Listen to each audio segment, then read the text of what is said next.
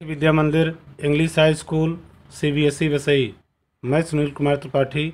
प्रिय छात्रों, आज हम कक्षा 6 विषय हिंदी पाठ 14 लोकगीत पाठ की पुनरावृत्ति सारांश के रूप में करते हैं।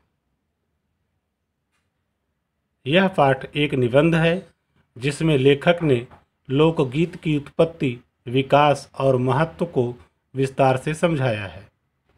लोकगीत जनता का संगीत है।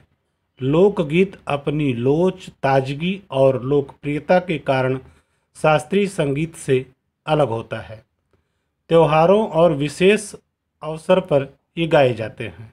इन्हें साधारण ढोलक, झांझ, करताल, बांसुरी आदि वाद्य यंत्रों की मदद से गाया जाता है।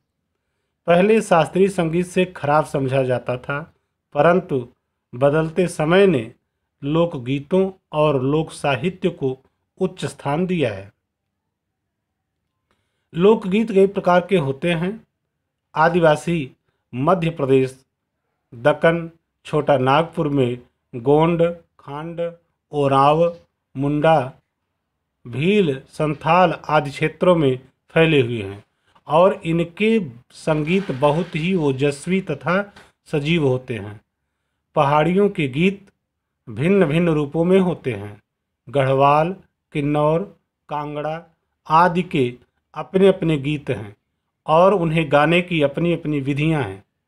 विभिन्न होते हुए भी इन गीतों का नाम पहाड़ी पड़ गया है। चैता, कजरी, बारहमासा, सावन आदि के लोकगीत मिर्ज़ापुर, बनारस और उत्तर प्रदेश के अन्य पूर्वी और बिहार के पश्चिमी जिलों में गाए जाते हैं।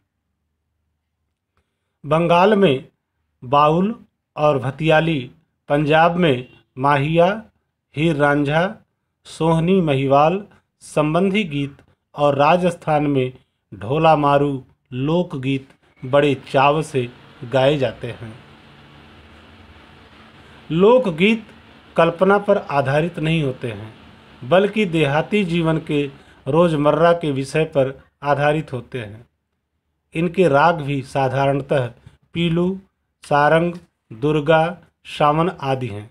देहात में कहरवा, बिरहा, धोबिया आदि राग गाए जाते हैं। बिहार में विदेशिया बहुत लोकप्रिय है। इनका विषय रसिक प्रेमी और प्रियाओं तथा परदेसी प्रेमी पर आधारित होता है। जंगल की जातियों में भी दल गीत होते हैं जो बिरहा आदि पर गाए जाते हैं। बुंदेलखंड में आल्हा के गीत गाए जाते हैं। इनकी शुरुआत चंदेल राजाओं के राजकवि जगनिक द्वारा रचित आल्हा उदल की वीरता के महाकाव्य से माना जाता है। धीरे धीरे दूसरे देहाती कवियों ने इन्हें अपनी बोली में उतारा है। इन गीतों को नट रस्सियों पर खेल करते हुए गाते हैं। हमारे देश में स्त्रियों द्वारा गाए जाने वाले लोकगीतों की संख्या ज़्यादा है। इनकी रचना भी वह ही करती हैं। भारत के लोकगीत अन्य देशों से भिन्न हैं, क्योंकि अन्य देशों में स्त्रियों के गीत मर्द से अलग नहीं होते। हमारे देश में विभिन्न अवसरों पर विभिन्न गीत गाए जाते हैं, जैसे जन्म विवाह, मटकोड़, जौनार आदि, जो स्त्रियां गाती हैं। इन अवसरों पर गाए जाने वाले गीतों का संबंध प्राचीन काल से है।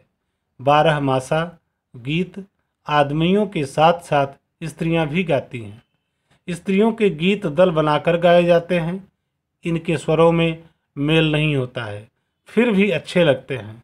होली, बरसात में गाई जाने वाली कजरी सुनने वाली होती है। पूर्वी भारत में अधिकतर मैथिल, कोकिल, विद्यापति के गीत गाए जाते हैं। गुजरात में गरबा नामक नृत्य गायन प्रसिद्ध है। इस दल में औरतें घूम घूम कर एक विशेष विधि से गाती हैं और नाचती हैं। ब्रज में होली के अवसर पर रसिया दल बनाकर गाया जाता है।